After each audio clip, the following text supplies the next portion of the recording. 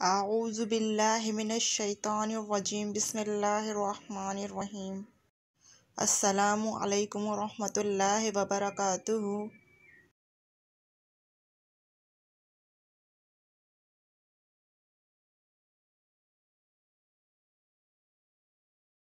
فصاحت و بلاغت کا مفہوم۔ بلاغت کے ساتھ ایک اور لفظ مستعمل ملتا ہے جسے فصاحت کہتے ہیں، اس لیے یہ دونوں الفاظ فصاحت و بلاغت مرکب عطفی کی صورت میں یکجا نظر آتے ہیں، جس سے اندازہ ہوتا ہے کہ یہ دونوں الفاظ ایک دوسرے کے لیے لازم و ملزوم ہیں۔ اگرچہ بلاغت کی طرح فصاحت بھی اپنا الگ مفہوم رکھتا ہے، یعنی کلام میں ایسے الفاظ کا استعمال جو روزمرہ محاورے اور موقع و محل کے مطابق ہوں اور چند نقائص سے پاک ہوں، جیسے ضعیف تالیف، تقعید تنافر، کثرت تکرار، غرابت، مخالفت قیاس وغیرہ۔ اصطلاحات نقد و ادب۔ فصاحت کا مادہ فصیح سے ہے، جس کے معنی خوش بیانی کے ہیں۔ فصاحت سے مراد یہ ہے کہ جملے اور فقرے میں الفاظ و محاورے کی ادائیگی میں مستند اہل زبان کی پیروی کی جائے۔ مولانا شبلی نعمانی کے مطابق علماء ادب نے فصاحت کی یہ تعریف کی ہے کہ لفظ میں جو حروف آئیں ان میں تنافر نہ ہو، الفاظ نامانوس نہ ہوں، قواعد صرفی کے خلاف نہ ہوں۔ الغرض مختلف ادبی و تنقیدی اصطلاحات کی کتب میں تقریباً یہی مشترک تعریف ملتی ہے۔ فصاحت و بلاغت۔ الفاظ کا استعمال۔ فصاحت و بلاغت دونوں کو استعمال کرنے کا مطلب یہ ہے کہ کلام میں ان دونوں کی وجہ سے ان الفاظ کا انتخاب کیا جائے جو بولنے، سننے، لکھنے میں موزوں اور مناسب حال ہوں، اردو اہل زبان کی بول چال کے مطابق بھی ہوں، مفہوم و معنی کے لحاظ سے ان کی وضاحت ایسی ہو کہ اصل مفہوم تک بآسانی رسائی ممکن ہو۔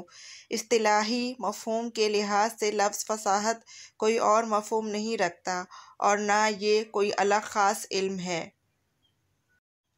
ہاں، شعر و ادب میں استعمال کے وقت جمالیاتی پہلوؤں کو مد نظر رکھا جاتا ہے۔ اس وقت فصاحت و بلاغت کی اصطلاحیں استعمال کی جاتی ہیں۔ اس وقت کلام میں مستعمل الفاظ اور معنی کے حسن کو دیکھا جاتا ہے، جس سے یہ نتیجہ اخذ کیا جا سکتا ہے کہ فصاحت کا تعلق لفظ کے حسن و خوبی سے ہے اور بلاغت معنوی حسن و خوبی سے بحث کرتی ہے۔ اس مفہوم کو ایک شاعر نے کیا خوب واضح کیا ہے: اثر ہو سننے والوں پر، بلاغت اس کو کہتے ہیں، سمجھ میں جلد جو آئے، فصاحت اس کو کہتے ہیں۔ لیکن جب لفظ بلاغت کو الگ بطور اصطلاح زہر بیس لایا جاتا ہے تو اس وقت اس سے وہ فن یا علم مراد لیا جاتا ہے جو تین شاخوں علم معانی، علم بیان اور علم بدیع پر مشتمل ہو، جس کی بدولت کلام دلکش اور مقتضائے حال بنتا ہے۔ علم معانی۔ علم معانی ایسے قواعد کا نام ہے جس سے یہ بات معلوم ہوتی ہے کہ یہ لفظ مقتضائے حال کے مطابق ہے یا نہیں۔ اگر ان قواعد کا لحاظ رکھا جائے تو کسی لفظ کے معنی مراد لینے میں خطا و غلطی واقع نہ ہوگی اور یہ بات معلوم ہو جائے گی کہ یہ کلام فصیح و بلیغ ہے کہ نہیں۔ علم بیان۔ علم بیان کا موضوع لفظ ہے اور اس کے تحت چار چیزوں کا مطالعہ کیا جاتا ہے: تشبیہ، استعارہ، کنایہ، مجاز مرسل۔ علم بدیع۔ بدیع کے لغوی معنی ہیں نیا، نئی چیز، عجیب چیز یا موجود اور بنانے والا یا عجیب کام کرنے والا، جبکہ اصطلاح میں اس سے مراد وہ علم ہے جس سے بلیغ کلام کو خوبصورت بنانے کے طریقے معلوم ہوں۔